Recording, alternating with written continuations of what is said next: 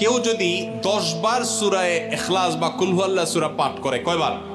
10 বার, রাতে দিনে যে কোনো সময় 10 বার যদি কেউ কুল হুয়াল্লাহ সূরা পাঠ করে, আল্লাহ নবী সাল্লাল্লাহু আলাইহি সাল্লামের হাদিসে ওয়াদা রয়েছে আল্লাহ তাআলা ওই ব্যক্তির জন্য জান্নাতে একটা বিশাল প্রাসাদ নির্মাণ করবেন। দুনিয়ার কোনো প্রাসাদ না ভাই, পামজমারার প্রাসাদ না ভাই, এটা কোনো দুবাই বা পৃথিবীর কোনো গুরুত্বপূর্ণ জায়গার লোভনীয় কোনো আকর্ষণীয় কোনো জায়গার প্রাসাদ না ভাই, জান্নাতের প্রাসাদ। দুনিয়ার প্রাসাদ রেখে চলে যেতে হবে, জান্নাতের প্রাসাদ যে একবার পেয়ে যাবে অনন্ত অসীমকাল পর্যন্ত আর তার সেখান থেকে বের হতে হবে না, তার থেকে ছুটবে না। আল্লাহ আমাদের সবাইকে ফজিলত অর্জন করার তৌফিক দান করুন, আমিন। তাহলে সূরা ইখলাস 10 বার মাঝে মধ্যে পড়তে যদি আমরা চেষ্টা করি, পুরা সূরাটা একবার পড়তে 1 মিনিট সময় কিন্তু লাগে না। কুল হুয়াল্লাহু আহাদ আল্লাহুস সামাদ লাম ইয়ালিদ ওয়া লাম ইউলাদ ওয়া লাম ইয়াকুল লাহু কুফুয়ান আহাদ। কয় সেকেন্ড সময় লাগছে?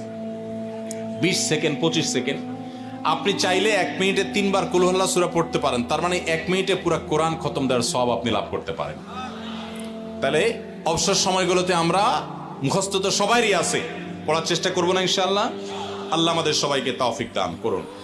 এবং পড়ার পাশাপাশি এই সূরাতে আল্লাহর একত্ববাদের কথা বলা আছে, মূল বিষয়টা সেটা, শুধু সওয়াব আহরণ করাই উদ্দেশ্য না, বরং এখান থেকে আল্লাহর একত্ববাদের শিক্ষা নিতে হবে। আল্লাহ একক, কুল হুয়াল্লাহু আহাদ, হে রাসূল বলে দিন তিনি আল্লাহ, তিনি একক, তার কোনো অংশীদার নাই, তার কোনো পার্টনার নাই, তিনি কারোর প্রয়োজন তার হয় না। আল্লাহুস সামাদ, তিনি কারোর মুখাপেক্ষী না, বরং সবাই তার মুখাপেক্ষী।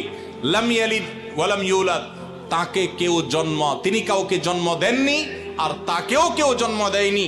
ওয়া লাম ইয়াকুল লাহু কুফুয়ান আহাদ, তার কোনো সমকক্ষ নাই।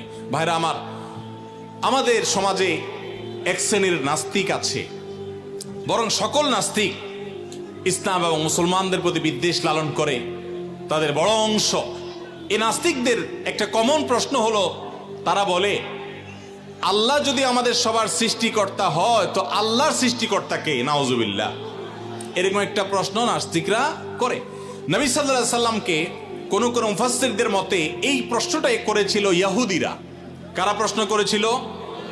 ইহুদিরা। সেই জবাবে আল্লাহ তাআলা এই আয়াত নাজিল করেছেন এবং জানিয়েছেন যে আল্লাহ তিনি কারোর জন্ম দেওয়ার মুখাপেক্ষী নন, তাকে কেউ জন্ম দেয়নি, তিনি কারোর মুখাপেক্ষী নন। এখন প্রশ্ন হতে পারে, আচ্ছা আল্লাহ তাআলা তিনি আমাদের সৃষ্টি করলেন বুঝলাম, তাহলে আল্লাহকে কে সৃষ্টি করলো? যেটা নাস্তিকরা করেছে। এই প্রশ্নটা একটা অমূলক প্রশ্ন এবং ভুল প্রশ্ন। এই প্রশ্নটা একটা ভুল প্রশ্ন। কিভাবে ভুল প্রশ্ন? আল্লাহ তাআলা কি সৃষ্টি না স্রষ্টা? সবাই উত্তর দেন। আল্লাহ কি সৃষ্টি নাকি সৃষ্টিকর্তা? আল্লাহ যদি সৃষ্টিকর্তা হন, স্রষ্টা হন, তাহলে তার আবার যদি সৃষ্টিকর্তা খোঁজেন, সৃষ্টিকর্তার জন্য যদি আবার সৃষ্টিকর্তা খোঁজেন, তাহলে তিনি তো আর সৃষ্টিকর্তা হলেন না, তাহলে তিনি সৃষ্টি হয়ে গেলেন। কথা বুঝেন নাই? যার স্রষ্টা থাকে তাকে সৃষ্টি বলে। আমার একজন স্রষ্টা, এক সত্তা আছে, স্রষ্টা, যিনি আমাকে সৃষ্টি করেছেন, আপনাকে সৃষ্টি করেছেন, তাহলে আমরা হলাম সৃষ্টি। যাকে কেউ সৃষ্টি করে তিনি হলেন সৃষ্টি। আমাদের আল্লাহর যদি আরেকজন স্রষ্টা আপনি খোঁজেন, তার মানে আপনি আল্লাহকে সৃষ্টি মনে করতেছেন। আসলে আল্লাহ তো সৃষ্টি না, তিনি হলেন কে? স্রষ্টা। স্রষ্টার আর কোন সৃষ্টিকর্তার প্রয়োজন। যদি বলেন যে আল্লাহরও আবার সৃষ্টিকর্তা লাগবে, তখন তো প্রশ্ন আসবে সেই সৃষ্টিকর্তার আবার সৃষ্টিকর্তাকে। এইভাবে তো অনন্ত অসীমকাল পর্যন্ত যেতে থাকবে, এটা তো হতে পারে না। এই জন্য পৃথিবীর সব কিছু, সৃষ্টি জগতের সব কিছু কোনো কারণ ছাড়া হয় না। এক মহান সত্তা আল্লাহ রাব্বুল আলামিন, তিনি এমন এক সত্তা যে তিনি নিজে সবকিছু সৃষ্টিকর্তা, তাকে কেউ সৃষ্টি করেন নাই। তার আগে চিন্তা করে যদি আপনি হয়রান হন তো আল্লাহর কাছে পানা চাইবেন, বরং এই চিন্তা না করে আপনি আল্লাহর প্রতি ঈমান আনবেন, শয়তান থেকে পানা চাইবেন। এই যে 3 কুল, এই 3 কুলের আমল এত গুরুত্বপূর্ণ যে আপনাকে শয়তান যখন মনের ভিতর আল্লাহর অস্তিত্ব নিয়ে বাজে চিন্তা করায়, আমাদের কাছে যেসব প্রশ্ন আসে আজকাল, শত শত প্রশ্ন আসে যে হুজুর হঠাৎ করে মনের মধ্যে আল্লাহ সম্পর্কে বাজে চিন্তা আসে, খারাপ চিন্তা আসে, খারাপ কথা মনের মধ্যে আসে, এটা শয়তান করা। এটা যখন মনের মধ্যে আসবে, সাথে সাথে আউযু বিল্লাহি মিনাশ শাইতানির রাজিম পড়বেন, এই সূরা ইখলাস, ফালাক, নাস পড়বেন এবং বাম দিকে প্রতীকী থুতু শুয়ের আগায় যে পরিমাণ থাকে এরকম থুতু বাম দিকে যদি নিক্ষেপ করেন এবং আউযু বিল্লাহ পাঠ করেন, আল্লাহ তাআলা শয়তান থেকে পানাহ দান করবেন। এবং মনে রাখবেন মুসলমানের মনের ভিতরে আল্লাহ সম্পর্কে বাজে চিন্তা আসলে বুঝতে হবে যে ইবলিস হাজির হয়ে গেছে। কে হাজির হয়েছে? ইবলিস আমার মনের ভিতরে কুচিন্তা ঢুকাচ্ছে। এটা মনে হওয়ার সাথে সাথে আমি আরো জোরসে বলবো, কুল হুয়াল্লাহু আহাদ আল্লাহুস সামাদ লাম ইয়ালিদ ওয়া লাম ইউলাদ ওয়া লাম ইয়াকুল লাহু কুফুয়ান আহাদ। আল্লাহ আমাদের সবার ঈমানকে হেফাজত করার তৌফিক দান করুন। ভাইরা আমার, তারে আমরা সূরা ইখলাস সম্পর্কে জানলাম, এই সূরার ফজিলত এবং মর্যাদা সম্পর্কে জানলাম, কখন পাঠ করতে হয় সেটাও জানলাম, এর অর্থও জানলাম। বেশি বেশি করে অর্থ বুঝে বুঝে প্রত্যেকটা আয়াতের অর্থ মনে করে করে নামাজে পড়বেন, সকাল সন্ধ্যা পড়বেন। কুল, হে রাসূল বলুন, হুয়াল্লাহু, তিনি আল্লাহ আহাদ, একক, আল্লাহুস সামাদ, তিনি কারো মুখাপেক্ষী না, সবাই তার মুখাপেক্ষী, তার কোনো স্রষ্টার প্রয়োজন নাই, সবার স্রষ্টা তিনি। লাম ইয়ালিদ ওয়া লাম ইউলাদ, তিনি কাউকে জন্ম দেননি আর তাকেও কেউ জন্ম দেয় নাই। ওয়ালাম ইয়াকুল লাহু কুফুয়ান আহাদ, কুফু মানে সমান, তার সমান আর কেউ নাই, তার সামঞ্জস্য, তার সমতুল্য আর কেউ হতে পারে না, তিনি একক এবং অদ্বিতীয়। আল্লাহ তাআলা আমাদেরকে তার জাতের প্রতি, তাওহীদের প্রতি ঈমানকে সঠিকভাবে অবিচল ভাবে রাখার তৌফিক দান করুন। আল্লাহ একক কোন দিক থেকে? ইবাদতের উপযুক্ততার ক্ষেত্রে আল্লাহ একক, ইবাদত আর কেউ পাওয়ার উপযুক্ত নাই। সমস্ত ইবাদত, সকল দোয়া, সকল প্রার্থনা শুধু কার কাছে হবে? অতএব কোনো বিপদে পড়লে কোনো মাজারে গিয়ে, কোনো মৃত মানুষের কাছে, কোনো মুর্দা পীরের কাছে, কোনো অদৃশ্য শক্তির কাছে সাহায্য চাইলে সেটা শিরক হবে, ঈমান নষ্ট হবে। সাহায্য চাইতে হবে সাথে সাথে কার কাছে? আল্লাহর কাছে।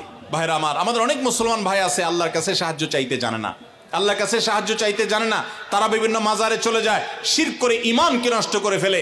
মনে রাখবেন, আমাদের সাধারণ মানুষের অনেকের মধ্যে একটা রোগ আছে, মনে করে যে আমার গুনাহগারের কথা কি আর আল্লাহ শুনবেন? এই মানসিকতা আমাদের অনেক মধ্যে আছে না নাই? অনেকে দেখবেন নিজে দোয়া করে না, হুজুরের কাছে শুধু দোয়া চায়। হুজুরের কাছে দোয়া চাওয়াটা গুনাহের কথা না, এটা জায়েজ, চাওয়া যায়, কিন্তু নিজে না করে সারাদিন শুধুমাত্র হুজুরের কাছে দোয়া চাওয়াটা ভুল। আপনি নিজে আল্লাহর কাছে দোয়া করা শিখবেন। আল্লাহ বলেছেন যে উদউনি আস্তাজিব লাকুম, তোমরা আমার কাছে দোয়া করো। আল্লাহ বলেছেন আমি তোমাদের দোয়া কবুল করবো, আল্লাহ ওয়াদা করেছেন। আপনি যত নাখান্দা মানুষ হন, আপনি যত সাধারণ মানুষ হন, আমরা যত গুনাহগার মানুষ হই না কেন, আমরা যদি আল্লাহর কাছে হাত তুলে, হুজুররা যেরকম মায়ের পেজ দিয়া সুন্দর সুরে সুরে কণ্ঠে আপনার মধুরতা মাখিয়ে, তারপরে আপনার ছন্দের তালে তাল মিলিয়ে কবিতার ছন্দের সাথে আয়াত পড়ে দোয়া পড়ে আল্লাহর কাছে চাইতে পারে, আমরা এত সুন্দর করে চাইতে পারি না, কোনো অসুবিধা নেই। ভাইরা আমার, আল্লাহর কাছে চাওয়ার জন্য মায়ের পেচের কোনো কথার দরকার হয় না, চালাকির দরকার হয় না। আরে যার বলার শক্তি পর্যন্ত নাই, সেই বোবাও যদি মনে মনে আল্লাহর কিছু চায়, কাছে কিছু চায়, আল্লাহ তাআলা আলিমুম বিযাতি সুদূর, বান্দার অন্তরের খবর পর্যন্ত আল্লাহ রাখেন, তার দোয়াও আল্লাহ তাআলা কবুল করেন। এখন আপনারা অনেকে বলবেন আমি এত বেশি নামাজ কালাম পড়ি না, আমি অনেক গুনাহ করি, গান শুনি, হারাম কাজ করি, অনেক খারাপ কাজে লিপ্ত, আমার দোয়াকে আল্লাহ কবুল করবেন? আমি আপনাকে কোরআনের আলোকে আল্লাহর প্রতি আস্থা রেখে বলছি যে আপনি যত গুনাহগার বান্দাই হন না কেন, আল্লাহর কাছে যদি আপনি চাওয়ার জন্য সেই রকম আন্তরিকতা নিয়ে আপনি চান, খুব মায়ের পেজ দিয়ে না চান, আল্লাহ আমি একটু চাকরি নিয়ে বিপদে আছি, আল্লাহ আপনার হাতে সব কিছু, আমার মালিক, আমার কর্তৃপক্ষ, বস, সবার মন আপনার নিয়ন্ত্রণে, আপনি আমার চাকরির সমস্যাটা দূর করে দেন, আল্লাহ আমি বিপদে আছি, এটা দূর করে দেন। আল্লাহ তাআলা আপনার দোয়া কবুল করবেন। এই জন্য আমরা দোয়া করব কার কাছে? ইনশাআল্লাহ আল্লাহর কাছে। ওয়াইদা সাআলতা ফাসআলিল্লাহ ওয়াইদা ইসতাআনতা ফাসতাইন বিল্লাহ। নবী সাল্লাল্লাহু আলাইহি ওয়াসাল্লাম শিক্ষা দিয়েছেন তার এক সাহাবীকে, চাইবা যখন আল্লাহর কাছে, সাহায্য চাইবা আল্লাহর কাছে। আল্লাহ আমাদের সবাইকে তৌফিক দান করুন। স্যার, সূরা ইখলাসের মূল শিক্ষাটা হলো, সূরা ইখলাস আমাদেরকে তাওহীদবাদী হতে শিখায়, একত্ববাদের শিক্ষা দেয়। ইহুদিরা তারা উযাইর আলাইহিস সালামকে আল্লাহর পুত্র বলে, নাউজুবিল্লাহ। খ্রিস্টানরা ঈসা আলাইহিস সালামকে আল্লাহর পুত্র বলে, নাউজুবিল্লাহ। মারিয়ামকে আল্লাহর স্ত্রী বলে, নাউজুবিল্লাহ। মক্কার মুশরিকরা ফেরেশতাদেরকে আল্লাহর কন্যা বলে, নাউজুবিল্লাহ। এই সব কিছু থেকে পবিত্র মুসলমানেরা তারা কোনো প্রকার সীমালঙ্ঘন করে না, তাদের নবীকে অন্য কাউকে আল্লাহর সন্তান সাব্যস্ত করে না। কোরআনের এই সূরায় আল্লাহ তাআলা সেটাই বলেছে। অতএব আল্লাহ সম্পর্কে সেই সঠিক ধারণাটা আমরা গ্রহণ করব, এটা হলো এই সূরার শিক্ষা।